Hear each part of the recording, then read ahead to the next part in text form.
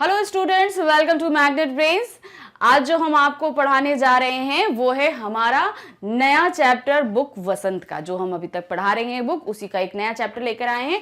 Book chapter है हमारा अक्षरों का महत्व। अगर ये अक्षर नहीं होते तो आज हम पढ़ नहीं रहे होते। ये अक्षर कैसे आए, क्या हुआ, इन सब का इतिहास पहले तो लोग जानते थे। जब इतिहास हमारा, हम इतिहास जाने कैसे, जब ये अक्षरों में लिखा गया। अब अक्षर हम काखा गागा हम जानते हैं, लेकिन इसके अलावा भी अक्षर कई तरीके से लिखे जाते हैं। चित्रलिपि होती है, चित्रों के द्वारा हम बयां करते हैं, तो वो भी एक तरीके से अक्षरों की ही एक भाषा होती है। तो ये जो पाठ हम आपके सामने लेकर आए हैं, ये हिंदी साहित्य यानी कि हिंदी लिटरेचर, हिंदी साहित्य के गद्य खंड में निबंध विधा में लिखा गया है। जैसे हम लोग निबंध लिखते हैं ना, कि ये क्या चीज़ है, ये कैसे आई, कैसे पैदा हुई, ये सभी चीज़ें इसी विधा में ये पूरा चैप्टर लिखा गया है एक निबंध के तौर पे। और लिखा किसने है? गुणाकर मुले ने। चलिए पढ़ते हैं इसको। सॉरी। अक्षरों की कहानी।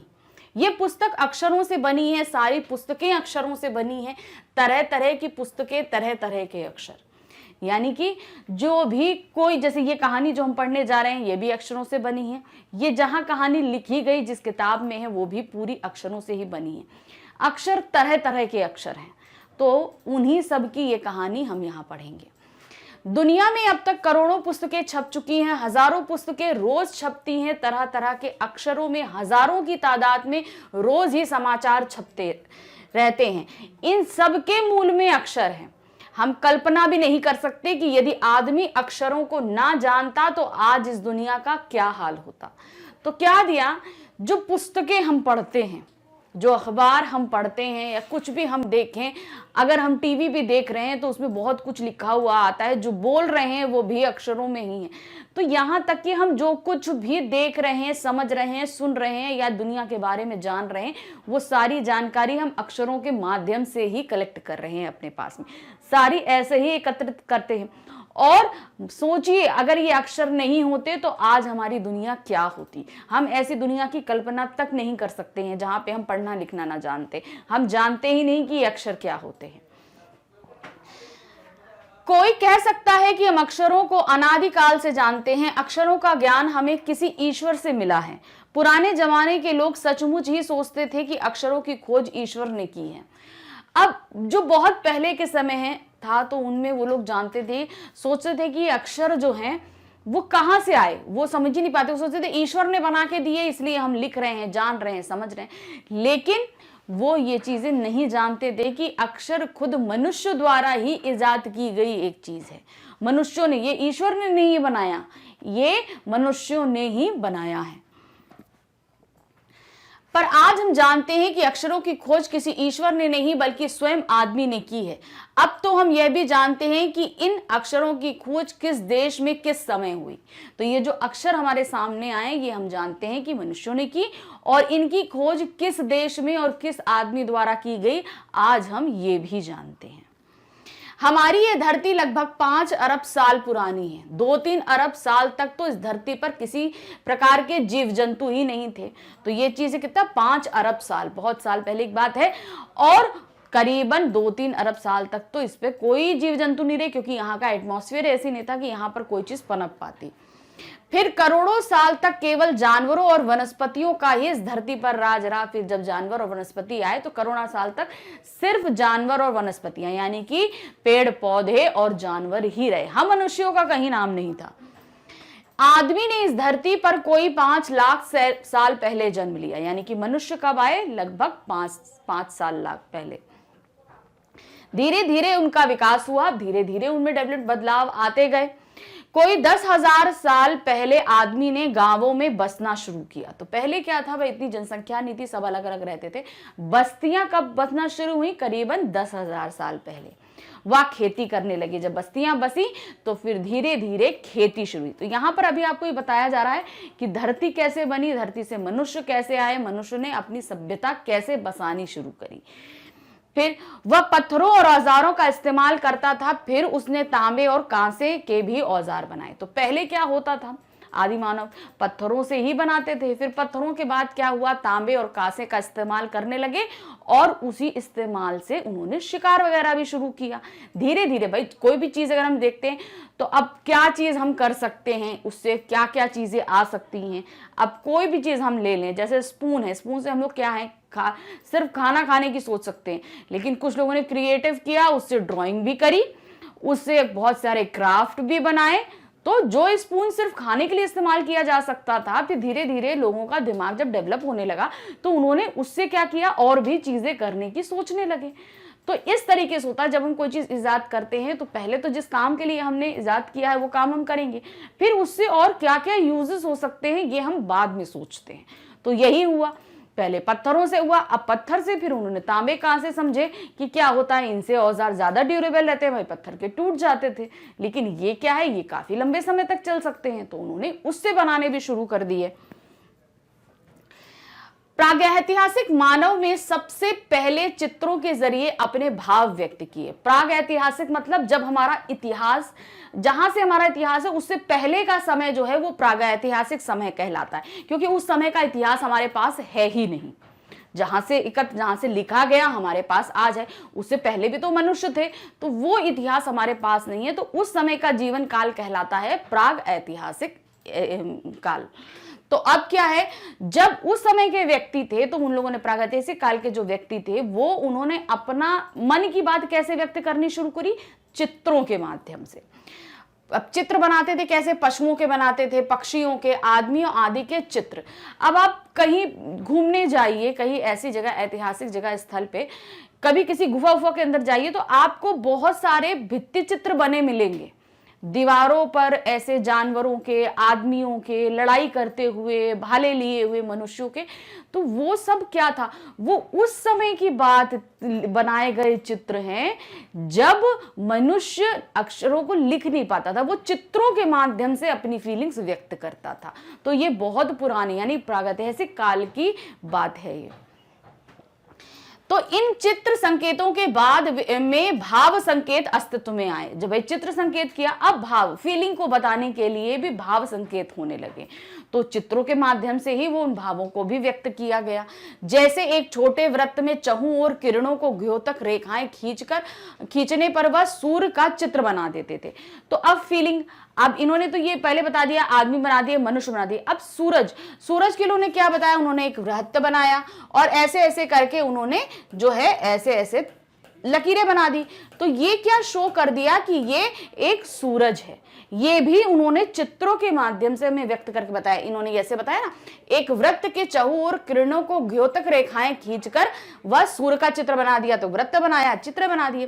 बाद में यह चित्र ताप या धूप का भी द्योतक बन गया। अभी तो पहले सूरज का बनाया, फिर जहां पे वो चीज समझाने लगे कि बहुत गर्म है, ताप है, ताप मतलब गर्माहट है, तो उस जगह भी इन्होंने सूर्य बनाकर इस चित्र को, अपनी फीलिंग को व्यक्त किया। इस तरह अनेक भाव संकेत अस्तित्व में आए।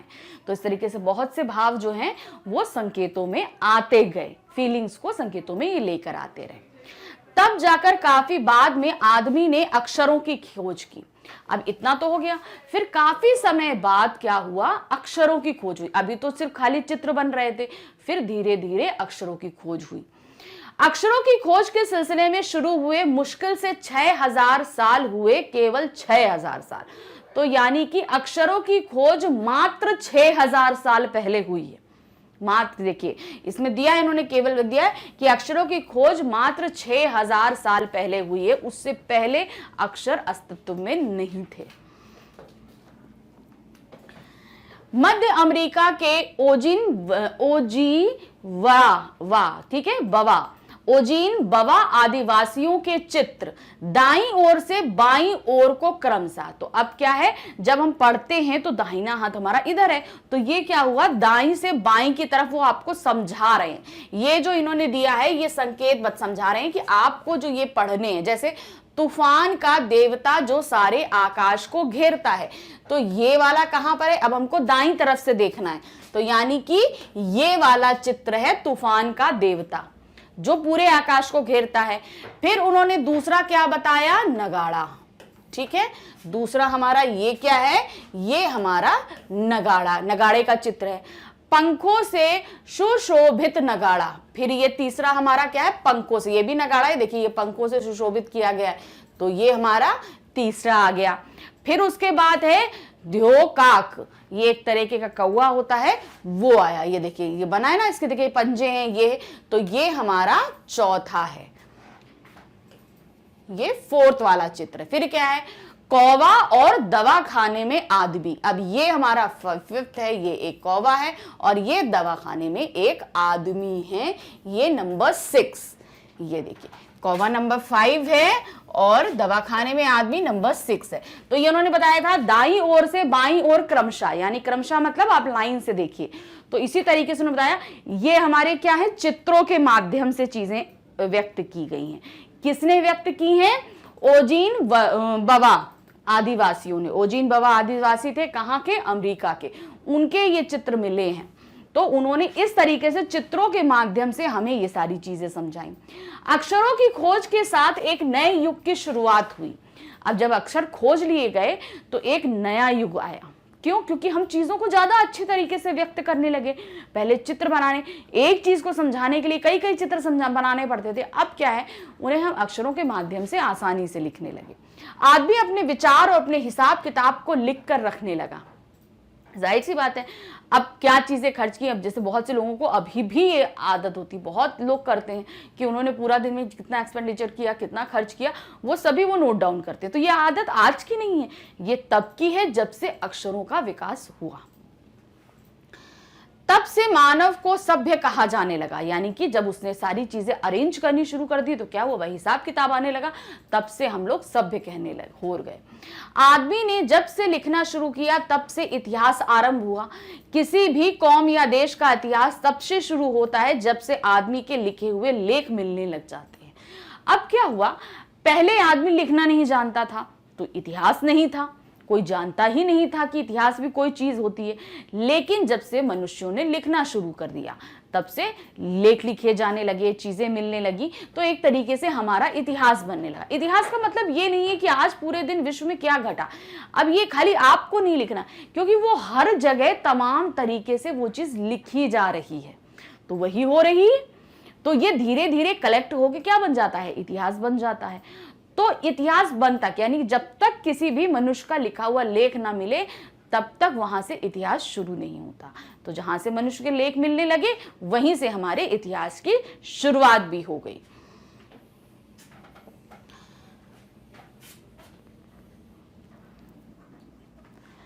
इस प्रकार इतिहास को शुरू हुए मुश्किल से 6000 साल ही हुए। मतलब हमने जो अपना इतिहास देखा, कहां से देखा, 6000 साल से।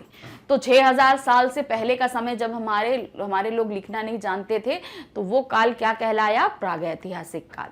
और जब से हमारा लेख लिखने लगे, इंसानों ने जानना समझना शुरू किया, हमारा इतिहास बनने लगा, तो वहां से हमें चीजें मिलना शुरू हो गई। तभी से हमने जाना कि यहाँ से ही अक्षरों का विकास हुआ। क्यों, क्योंकि उससे पहले के कोई भी चीज लिखित रूप में हमारे पास में नहीं है। उसके पहले के काल को प्रागैतिहासिक काल यानी इतिहास के पहले का काल कहते हैं। अतः हम देखते हैं कि यदि आदमी अक्षरों की खोज नहीं करता तो आज हम इतिहास को ना जान पाते। बात सही है, अगर अक्षर होते ही नहीं तो हम तो इतिहास किसी रूप में जान ही नहीं सकते थे कि भाई पहले ऐसे हुआ। अगर नहीं लिखा होता क्या हम जानते कि महाभारत क्या थी, रामायण क्या थी, क्या कुरान में लिखा है, क्या बाइबल में लिखा है, कहीं हम कुछ नहीं जान पाते कि ऐसा कुछ हुआ, जीसस क्राइस्ट के साथ क्या हुआ, गुरु नानक देव के साथ क्या हुआ, हम कभी कुछ नहीं जान पाते अगर ये चीजें लिखित रूप में हमारे पास में नहीं होती। हम यह ना जान पाते कि पिछले कुछ हजार सालों में आदमी किस प्रकार रहता था, क्या क्या सोचता था, कौन कौन राजा हुए इत्यादि, कुछ ना जान पाते हम। अक्षरों की खोज मनुष्य की सबसे बड़ी खोज है। अक्षरों की खोज करने के बाद ही मनुष्य अपने विचारों को लिख कर रखने लगा। इस प्रकार एक पीढ़ी के ज्ञान का इस्तेमाल दूसरी पीढ़ी करने लगी। तो क्या हुआ, जब मनुष्य सोचने लगा तो उसने अपनी सारी चीजें सोच विचार के लिखना शुरू कर दी, और इस तरीके से हमारी द्वारा लिखी गई चीजें क्या हुई, हमारे आगे आने वाली पीढ़ी, फिर उससे आगे आने वाली पीढ़ियों के लिए वो चीज संजो के रखे जाने लगी। और उनको हमारे द्वारा प्राप्त हुए अनुभवों से ज्ञान प्राप्त होने लगा। वो भी धीरे धीरे चीजों को जानने और समझने लगे। अक्षरों की खोज करने के बाद पिछले 6000 सालों में मानव जाति का तेजी से विकास हुआ है। भाई जाहिर सी बात है, जब हम लिखेंगे चीजें तो वो काफी लोगों तक स्प्रेड होगी। जब बहुत सारे लोग जानेंगे तो वो भी अपनी सभ्यता का विकास उसी हिसाब से करने लगेंगे। तो यही हुआ भी, जब अक्षरों का विकास हुआ तो हमारी सभ्यता बहुत तेजी से डेवलप होने लगी।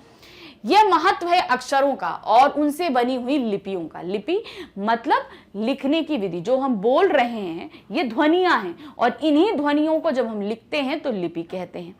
तो ये क्या, जैसे हम ये लिख रहे हैं का है, खा है, तो ये सब क्या है, ये हमारी लिपि कहलाती है। ABCD, ठीक है ना, ABCD, ये सभी हमारी क्या कहलाती है, लिपि कहलाती। हर भाषा की लिपियां अलग अलग होती हैं, ये हम सभी जानते हैं। तो क्या दिया है, अतः हम सबको अक्षरों की कहानी मालूम होनी चाहिए। आज जिन अक्षरों को हम पढ़ते या लिखते हैं वे कब बनाए गए, कहाँ बने और किसने बनाए, यह जानना जरूरी भी है। तो जाहिर सी बात है अक्षर हमारे लिए बहुत महत्वपूर्ण है, इसलिए अक्षरों की कहानी का जानना बहुत जरूरी है कि ये कब, कहाँ और किसने और कैसे बनाए। तो इस तरीके से इस पाठ को हमने आपको समझाया और ये बहुत इंपॉर्टेंट पाठ था। क्यों?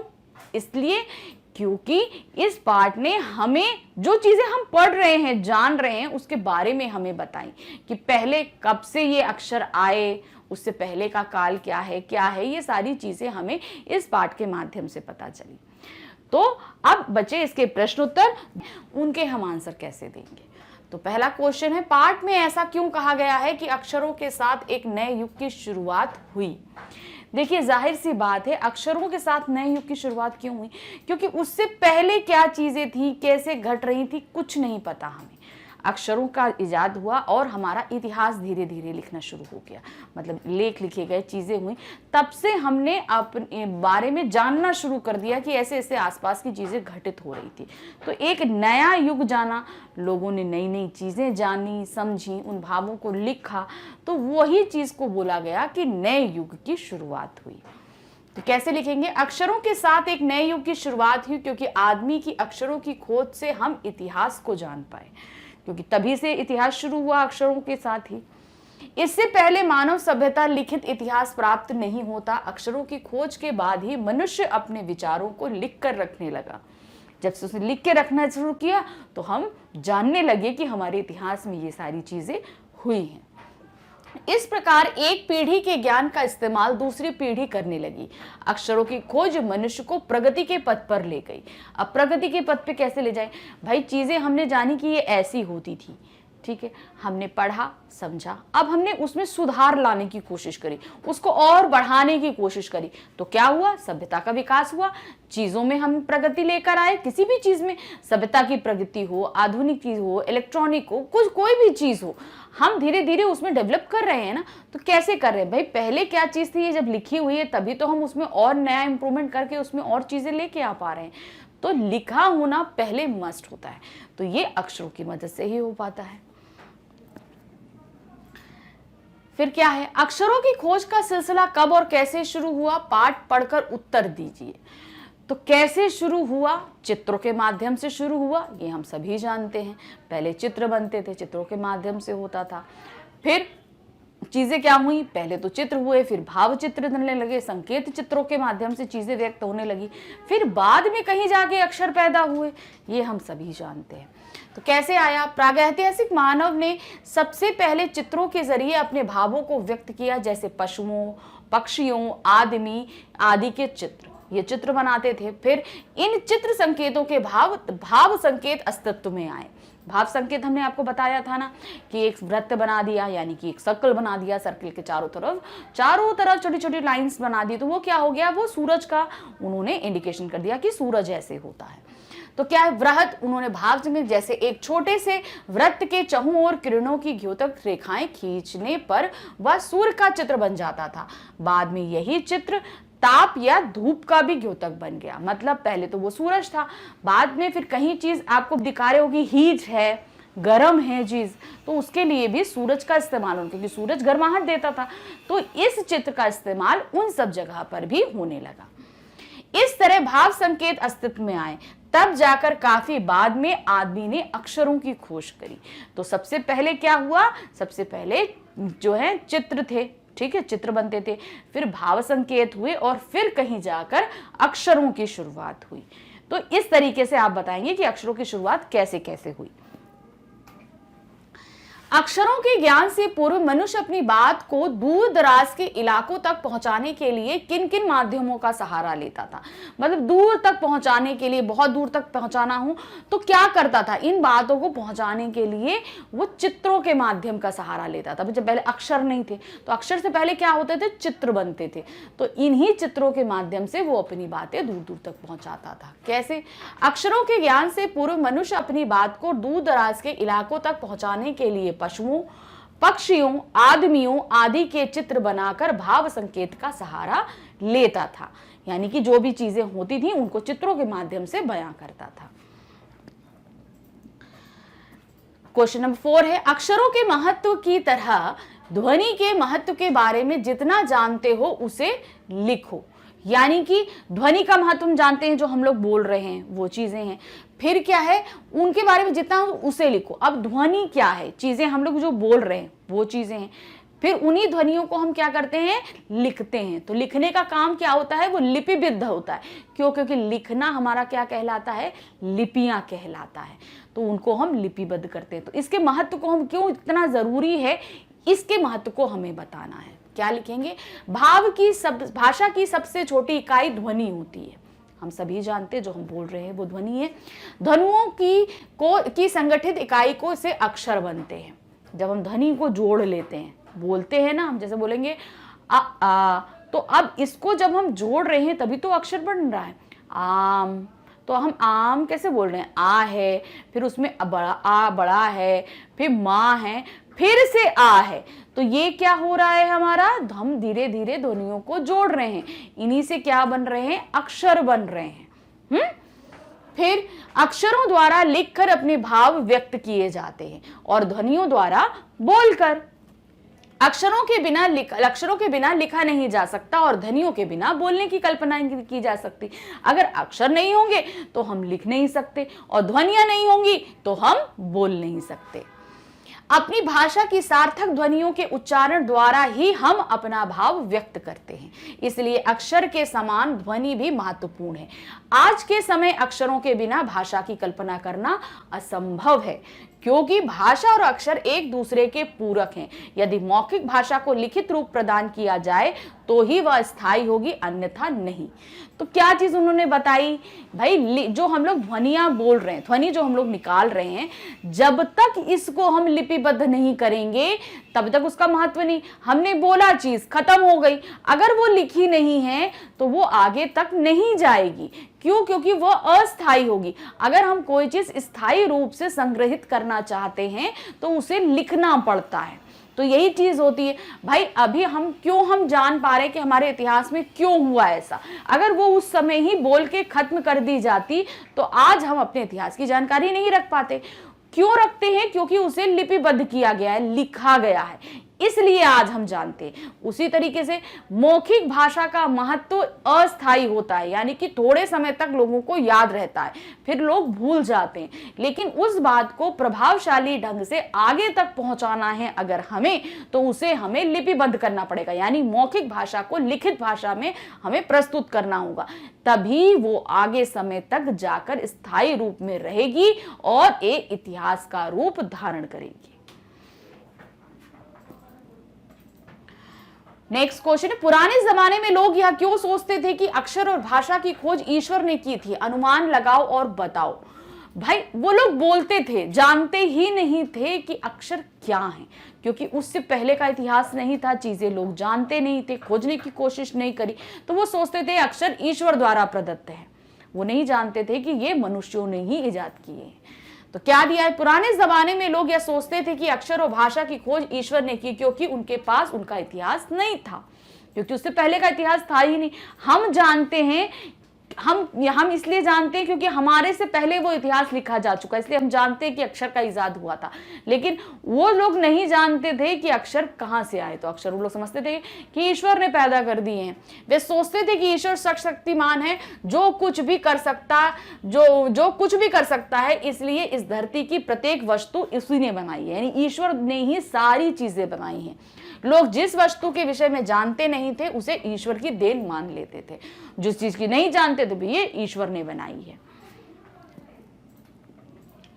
लास्ट क्वेश्चन है, कल्पना करो कि यदि हमें अक्षरों का ज्ञान ना होता तो क्या होता, लिखो।